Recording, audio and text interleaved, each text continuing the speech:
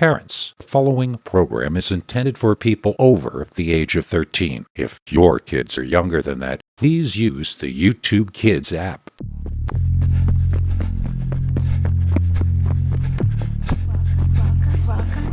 Welcome to Scary Stories, the channel that tells you scary stories. Peter Bernard's Scary Stories for Adults.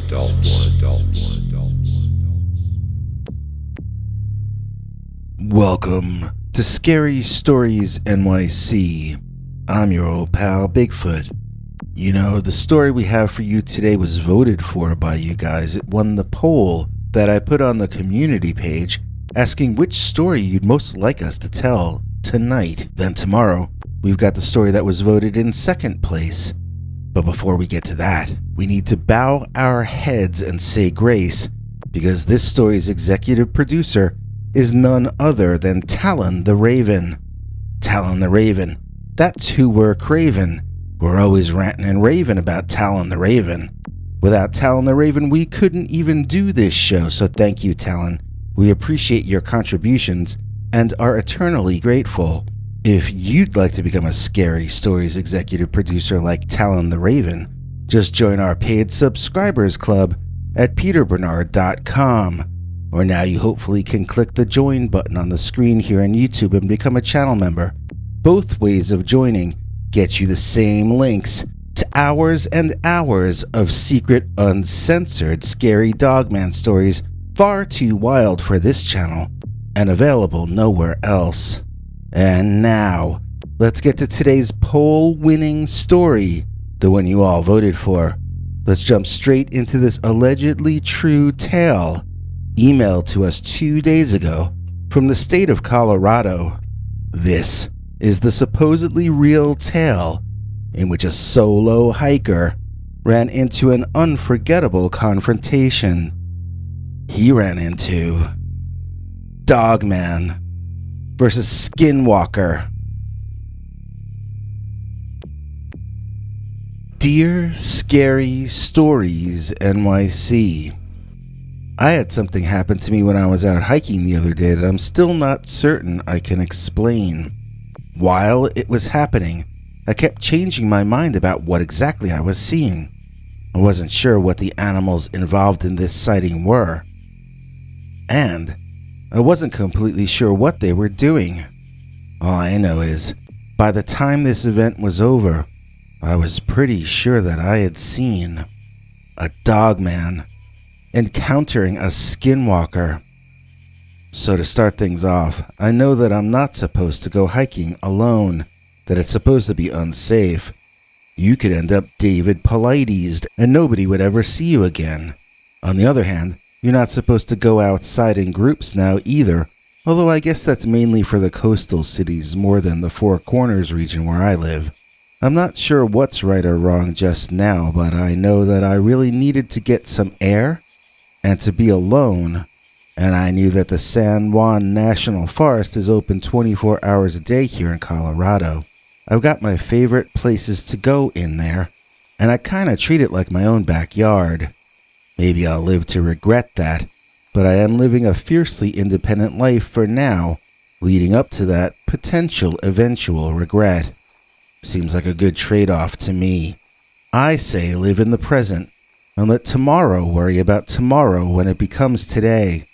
And that's how I found myself hiking in the dark in the National Forest just a little while before dawn last Thursday. Well, actually, it was Friday morning by then, technically.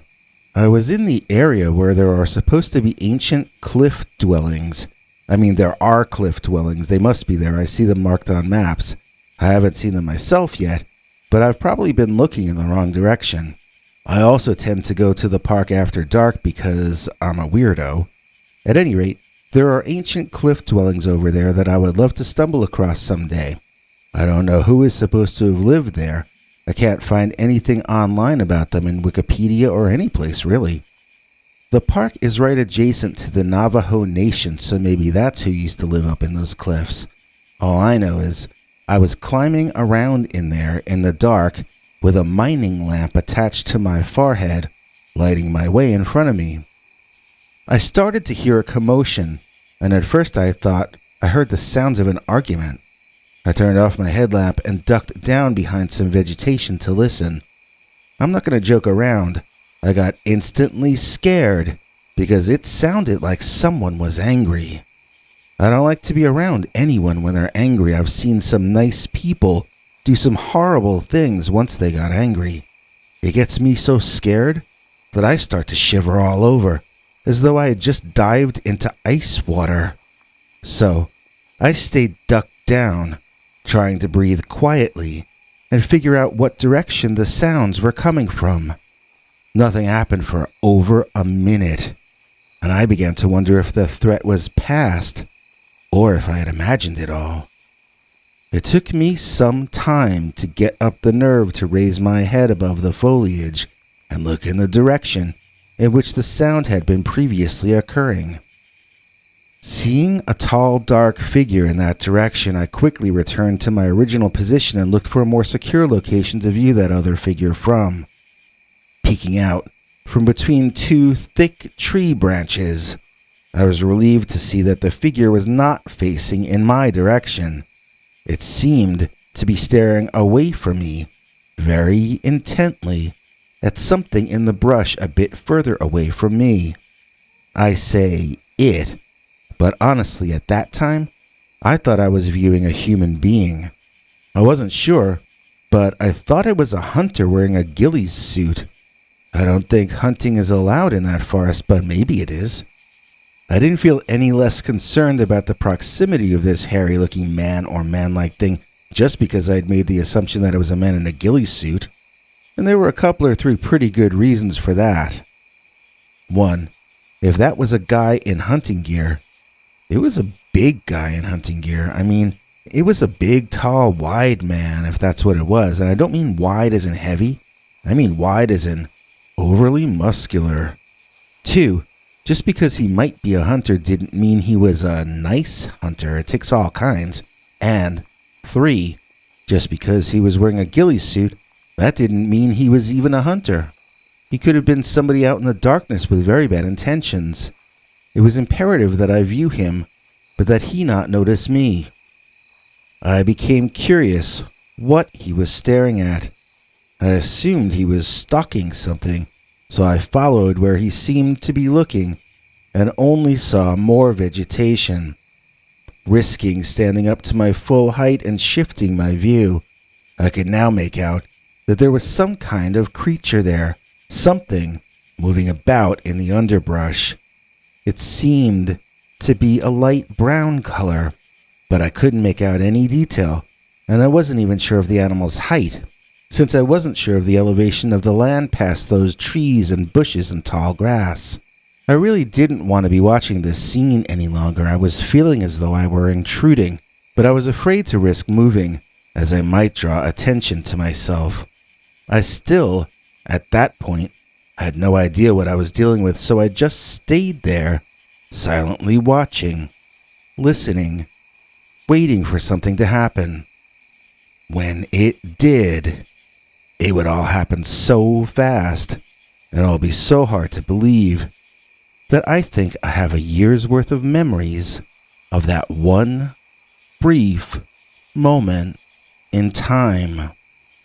I was waiting for the large figure to strike out at whatever it was past the tall grass, and when it did, the would-be prey reacted with suddenness so extreme that I almost fell over backward and gave my position away. It was the most stunning and shocking thing I had ever seen. It was an impossible thing, and yet it happened in front of my own eyes, so I know it was also real. Impossible, yet real, both at once, enough to make you lose your mind. So let me just tell you in as literal a manner as I can what exactly I perceived as happening. Then you can make up your own mind if I was seeing things or whatever. The large man in the ghillie suit pounced out from behind where he had been lurking and began screaming in this odd staccato way at something beyond it. I still wasn't sure what. It sounded more like he was barking than speaking, which I found terrifying. Maybe that hunter was crazy, I thought, and that added to my shuddering. My eyes widened, and I drank in all this visual information that made no sense at all. I was overloaded with information that utterly contradicted the idea that I was viewing a man in a ghillie suit, or even a man at all. The hair looked too real. Didn't look like any ghillie suit I had ever seen before. The fur, because it had to have been fur, was somewhat longish and entirely covered the creature's body. It reminded me of a black bear with longer, shaggier fur. It was like a hippie black bear, I thought. And yet, it was barking at something past it. I saw that, whoever this was, facing away from me and barking. They also had a tail like the kind a dog would have. It was standing like a man facing away from me, barking, and it had a tail. And the next instant, the thing that had been prey suddenly reared up, and then it reared up some more. It became even larger than the thing I had mistaken for a man. It raised its arms up in front of it in a threatening manner, and I realized its chest now was viewable over the head of the large not-a-man, not wearing a ghillie suit. The tall man monster seemed short compared to the immense former prey, who reminded me of a giant bat at first because of its gray coloring and its large, almost pig-like nose. The nose seemed to extend, or maybe I just saw it better, and I could swear I was now seeing the largest wolf in history reared back on its hind legs in a display of dominance over this turf. It was a dogman, I thought. I'm seeing a dogman. But if the thing that was not prey was a dogman, then what had been stalking it? Was I actually witnessing two different kinds of cryptids at once? I should pause right now and mention that I am a big lover of stories about cryptids. I sort of believe in all of them, and I always have. I understand that sometimes people make stuff up, but I don't care. I still want to believe that monsters are real. I always kind of hoped I would get to see proof or evidence of one of them before I died, but I never hoped or dreamed to see two at once. Even seeing one Bigfoot or Dogman in your lifetime is bucking the odds. To see two is beyond amazing. To see two at the same time involved in dominance displays against each other is pretty nigh on impossible times 12. I know this up front. I'm familiar with a lot of the literature. I've seen all of the documentaries, and I've read half or more of the books that exist about cryptids.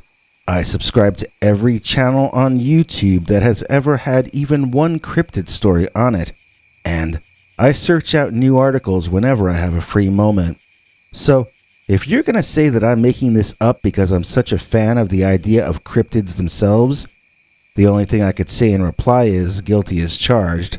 I definitely have always wanted to see a Bigfoot or Dogman or even Pukwudgie as far as that goes. I just wanted to see a cryptid or find evidence proving the existence of one so badly. So I should have been incredibly happy while this was going on. I was having my wish fulfilled. So why was I feeling so absolutely horrified about everything that was happening? It's really true. You have to be careful what you wish for. Every time I've told this story so far, people ask me why I didn't think to take photos. Well, the answer is that I did think to do it, but it didn't work out. When I saw the prey become huge and reveal itself to be some kind of dogman, I reached down from my phone in my pocket and dug it out. Then, it glitched while opening itself up again and stalled out for a while. Eventually, I was able to open the photo app, but I remembered I had the camera shutter sound effect on. It would make noise even when I turned the volume down. I knew that. I had to go searching for how to turn the sound effect off somewhere in the settings. I mean, a dogman about to fight with some other cryptid, and then I take a snapshot with a loud camera shutter sound effect? Then both cryptids forget about each other and start chasing me to have me for breakfast. While I was being spastic with my phone, The large dogman screaming and barking at the other cryptid had forced it to retreat to a spot where I could make out its features and profile. I dropped my phone to the ground in complete shock. The other creature, the one I had been watching originally, the one I had thought was wearing a ghillie suit, that creature was also a dogman. It had brown fur, parts of it tangled looking, but not gray like the bat-nosed dogman on my left. My mind melted and spilled out my ears as I tried to bring all this information together into a new model of the universe, or at least a new model of that second in time. It was at that moment that the gray dogman chose to do something that would once again completely reshape my reality, completely alter my interpretation of what was happening in that place and time. The gray dogman grew even larger. It grew so large that the brown dogman whined in terror and shrunk down to the ground, shivering. The gray dogman had to have been 15 feet tall. It looked as though it could entirely wrap itself around the brown dogman, enveloping it in its gray fur and wiping out its existence through sheer force of will. And it looked like the brown dogman was thinking the same thing as me about this too. And then the immense, growing, gray dogman sucked itself back down to the size and shape of a big gray rat, and it scurried under a bush out of my view. The brown dogman took off, howling and bawling as though he had been beaten up, but he hadn't even been touched. He had been beaten psychologically, though, and he cried in deep fear and sadness as he ran, bipedally, off into the Colorado night. The creature I had thought was a gray dogman, that wasn't a dogman at all. The dogman was the one who had been chased off, and it wasn't chased off by another dogman. It was chased off by a shapeshifter, by something that can be a dogman when it wants to, but can be anything else it wants to as well. And if you're as close to Navajo Nation as I was that pre-dawn morning, the shapeshifter you're likely to think of first would be the Skinwalker. After both the Skinwalker and the Dogman had beat it out of that scene, I decided to sit down and weep for a while. Okay, I had nothing to do with that decision.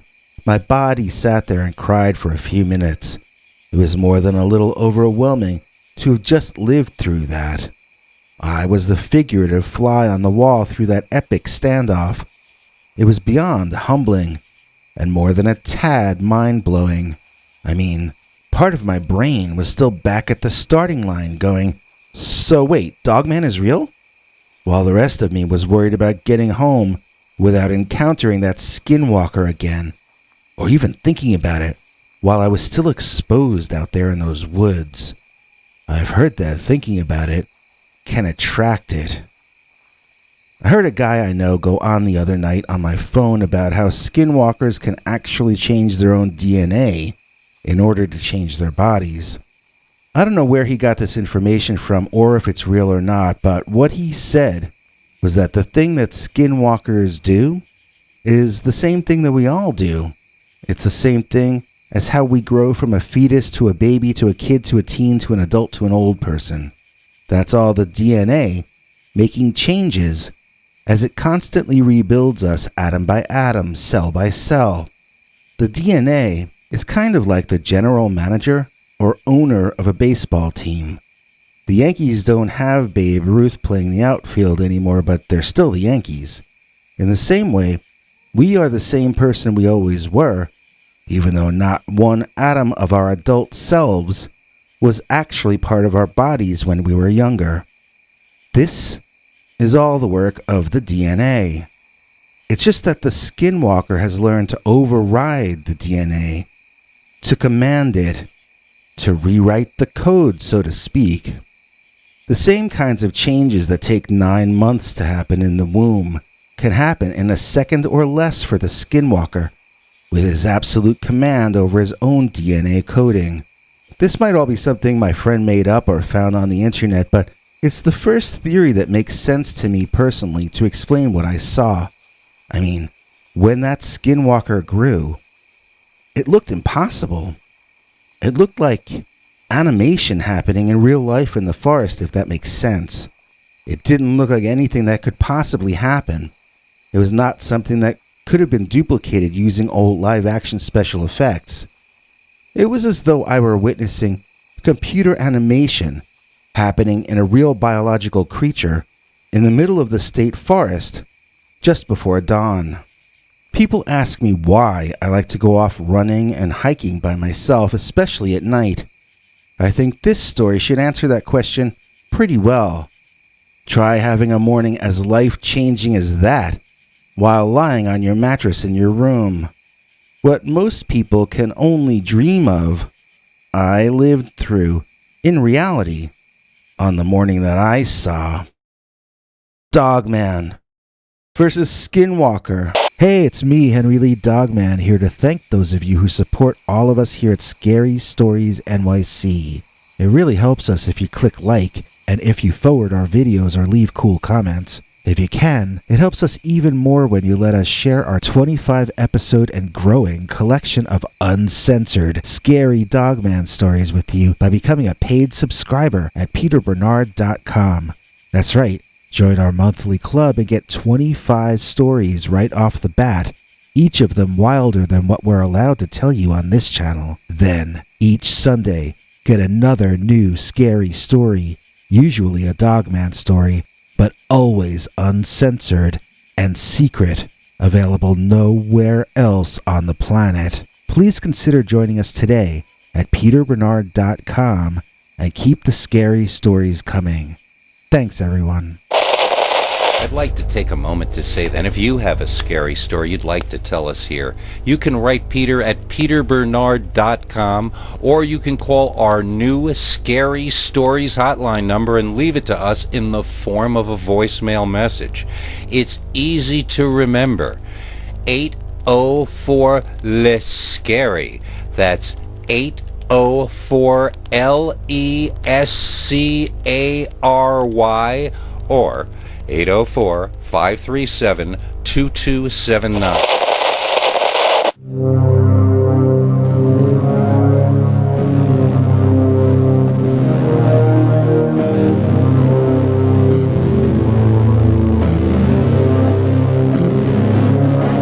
Come back for more scary stories.